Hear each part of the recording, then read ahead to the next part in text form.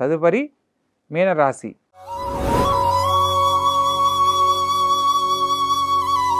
ఈ యొక్క మీనరాశి జాతకులను కనుక పరిశీలించినట్లయితే లగ్నాధిపతి అయిన గురువు ద్వితీయ స్థానంలో సంచరిస్తున్న కారణంగా ముఖ్యమైన విషయాలలో తొందరపాటు పనికిరాదన్న సత్యాన్ని తెలుసుకుంటారు. చతుర్థ స్థానంలో చంద్రుడు సంచరిస్తున్న కారణంగా కుటుంబ రీత్యా విద్యార్థి దశలో ఉన్నవాళ్ళు, అనేక రకాల సమస్యలతో ఇబ్బంది పడిన వాళ్ళందరూ కూడా ఆరోగ్య విషయంలో ఒకటి జాగ్రత్తలు పాటించి గొప్ప జీవితాన్ని పొందే యోగ్యత లభిస్తుంది. ప్రత్యేకంగా సప్తమ స్థానంలో కేతుగ్రహ సంచారం జరుగుతున్న క్రమంలో, లగ్నంలో రాహువు, సప్తమంలో కేతువు జరుగుతున్న క్రమంలో రాహుకేతుల మధ్య గ్రహ సంచారం జరుగుతుంది కాబట్టి జీవిత భాగస్వామితో ఎటువంటి సందర్భాల్లో కూడా వాదోపవాదనలకు వెళ్ళకూడదన్న సత్యాన్ని తెలుసుకోవాలి.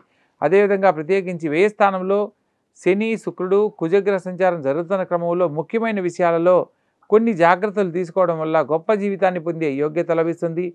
ప్రత్యేకించి వ్యయ స్థానంలో శుక్రుడు మరియు కుజుడు మరియు శని సంచారం జరుగుతున్న క్రమంలో అనేక రకాల శుభాలు పొందడానికి, కుటుంబంలో నూతన సంబంధమైన ఖర్చు ఏర్పడడానికి కారణమవుతుంది కాబట్టి ప్రతి పనిలో ఆచితూచి వ్యవహరించాలి.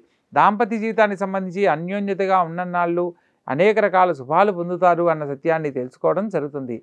మొత్తం మీద ఈ రాశి వారికి వ్యయ స్థానంలో సంచరిస్తున్న కుజుడు, శని మరియు శుక్రగ్రహ సంచారం చేత ముఖ్యమైన పనుల్లో ఆటంకాలు కలగడానికి అవకాశం ఉంది కాబట్టి ప్రత్యేకంగా శుక్రగ్రహానికి సంబంధించి లక్ష్మీదేవి ఆలయ సందర్శనం చేయండి. శని భగవంతునికి సంబంధించి ఈశ్వరారాధన ఫలితంగా అనేక రకాల శుభ ఫలితాలు పొందుతారు.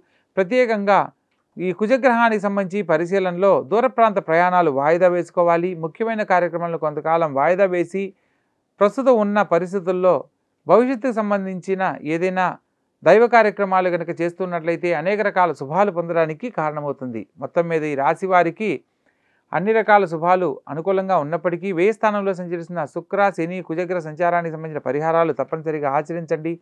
ఆనందకరమైన జీవితంలో జీవించండి. విన్నారు కదా?